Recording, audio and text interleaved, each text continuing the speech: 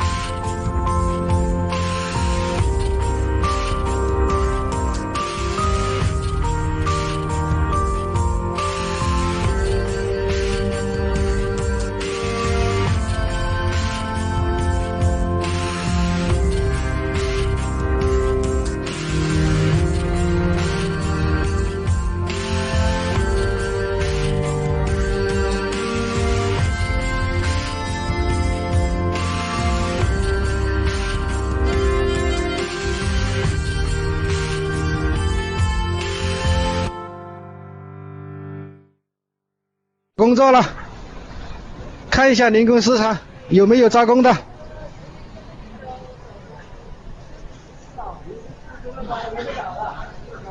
都是找活干的。这里还有警察在这里执勤。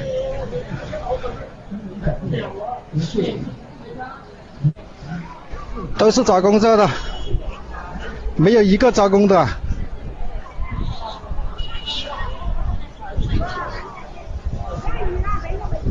今年第一次来这个零工市场。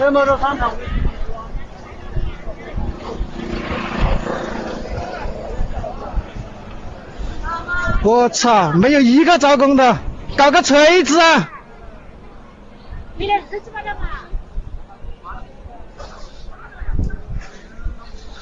没有看到有一个老板招工啊，这老板去哪里了？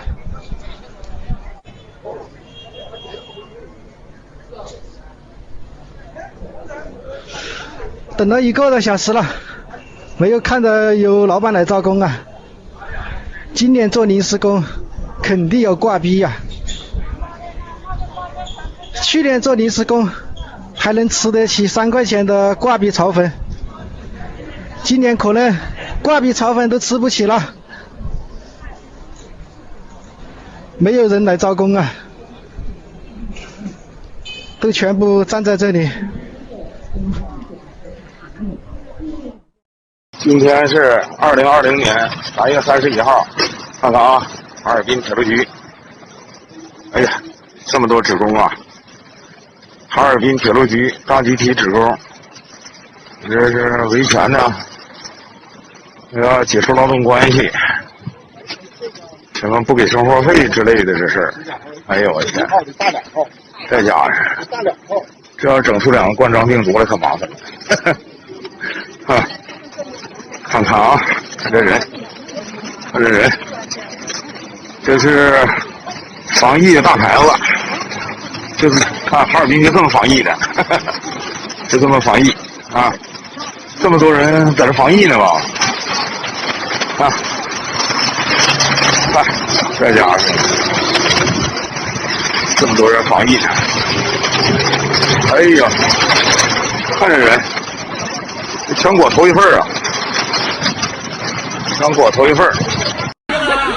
急急忙忙把厂开起来，不到1个月放假了。今天带你们看看新街口转让的店铺啊。第一家奶茶店转让，第2家卖栗子的转让，第3家卖陶器转让，第4家鱼火锅转让，第5家美甲，第6家衣服，第7家卖栗子的，第8家卖炸串的，啊，第9家卖臭豆腐的，第10家卖奶茶的，第11家超市和饭店，第12家卖炸串的。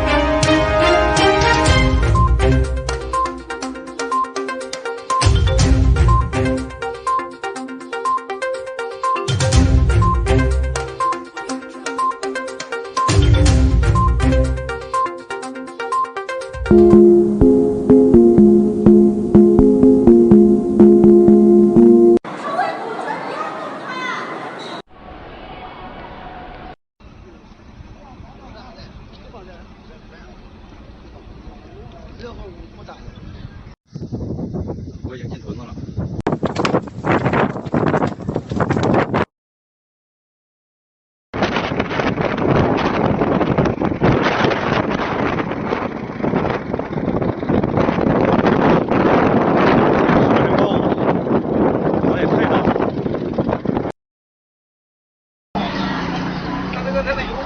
你好，那个益阳药房门口给我来2馒头2花卷呗。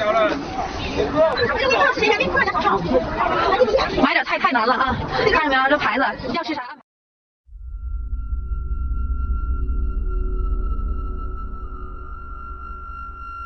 吃饭的这个多少几价？不中。这黄山入口这么多的人，然后这景区的话，既然复工了，你这个服务应该跟得上，对吧？这么多的人。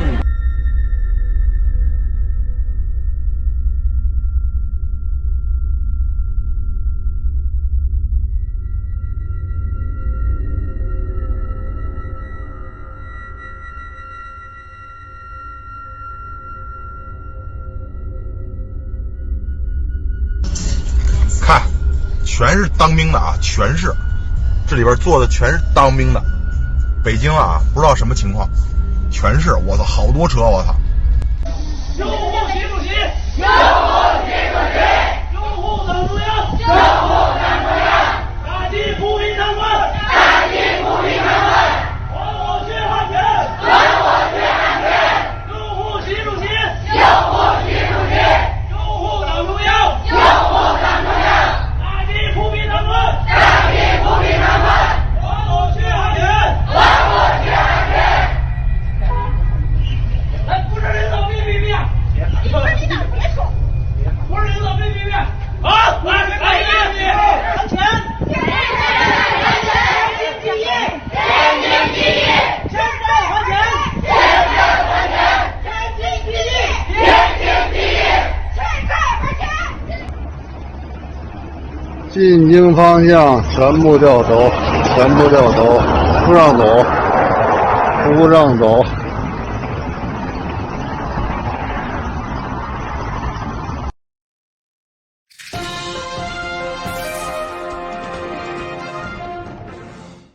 Tonight, New York City disinfecting thousands of trains, buses, and stations. The massive cleaning effort following the state's first suspected case of community spread of the virus.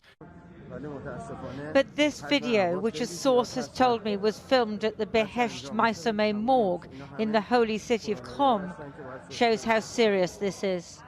We counted 48 bodies, suggesting that the official countrywide death toll of 77 is an underestimate.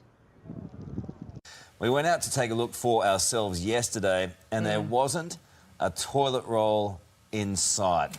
I mean, are we actually at risk of running out of these supplies in Australia? Look, if you asked me this time yesterday, I would have said no, but the last 24 hours has truly been amazing. We still had stock of toilet roll on our shelves this time yesterday morning. You're right, it's almost a wipeout now.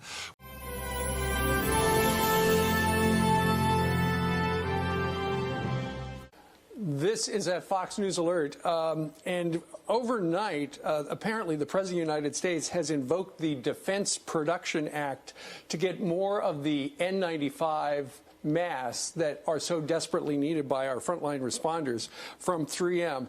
The president said after seeing what he tweeted this, after seeing what they were doing with their masks, he said it was going to become necessary. It is unclear right now, and the Trump tweet did not elaborate on the government's concerns about 3M. Nonetheless, Brian, he is ordering them via the Defense Production Act to make more.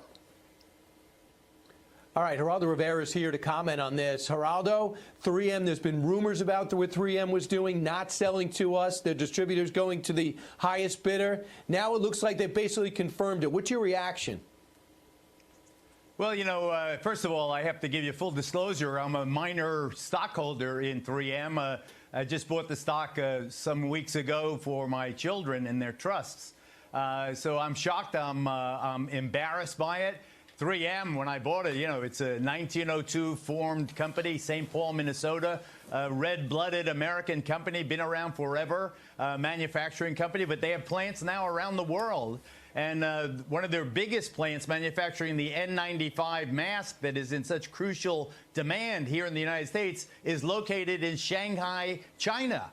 China says to 3M, you make them here, they stay here. We want them. You cannot export them. So 3M is caught between a rock and a hard place, between President Trump and President Xi. He's saying, Xi's saying, no exports. Trump saying, you're an American company, you know, sell your goods to America. This is a classic example of why we've become addicted to Chinese politics, Chinese manufacture. They are holding us hostage. Even an American company can't export its masks from their Chinese It's not just plant China. to the United It's not States. just China. It's outrageous. Yeah, you know, it's not just China, Geraldo.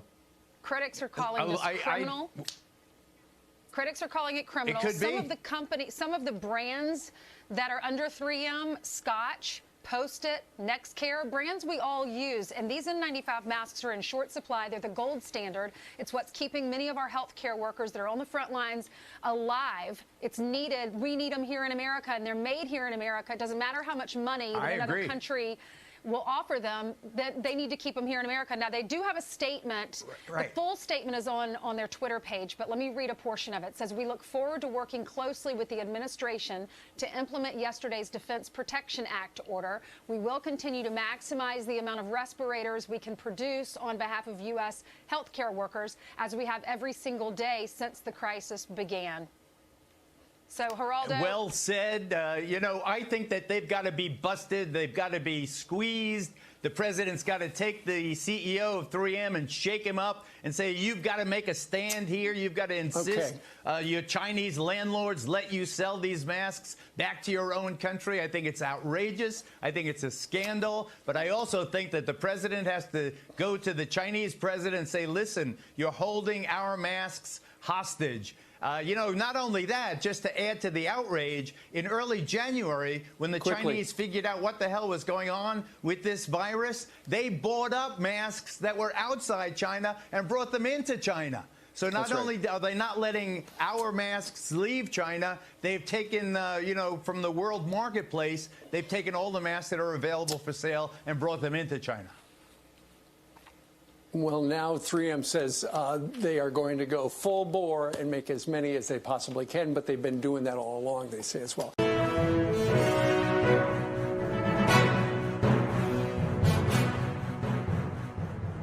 Saying the Chinese Communist Party, the leadership of the Chinese Communist Party, knowing that they had a big outbreak of a SARS-type epidemic in Wuhan and Hubei province, suppressed that information from the Chinese people overall, and then worked hand in glove sometime in early to mid-January with the World Health Organization. How do you back that up?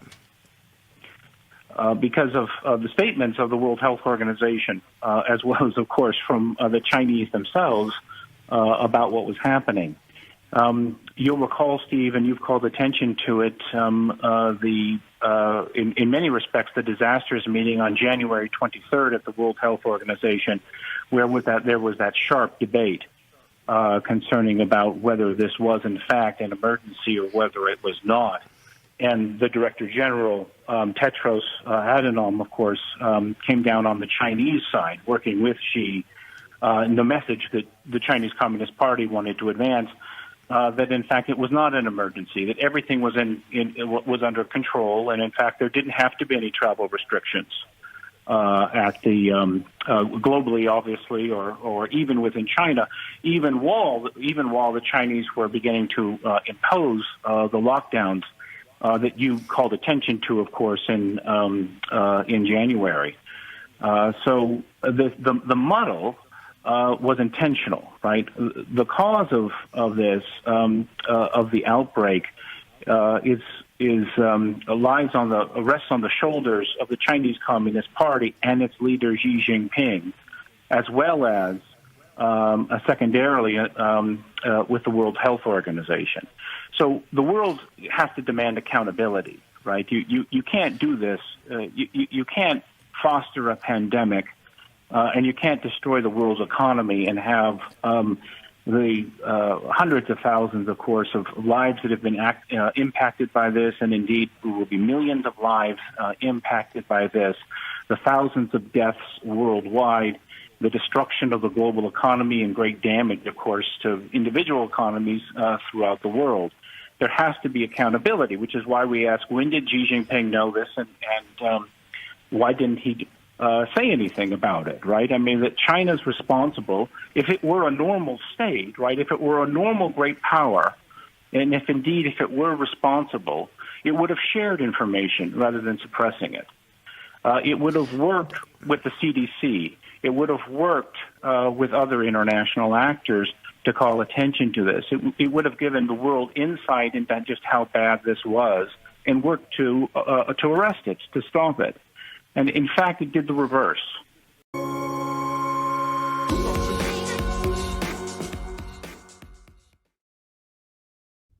美国人死了5000人，未来会不会死5万人？按照总统的说法，可能是10万、20万，也可能200万。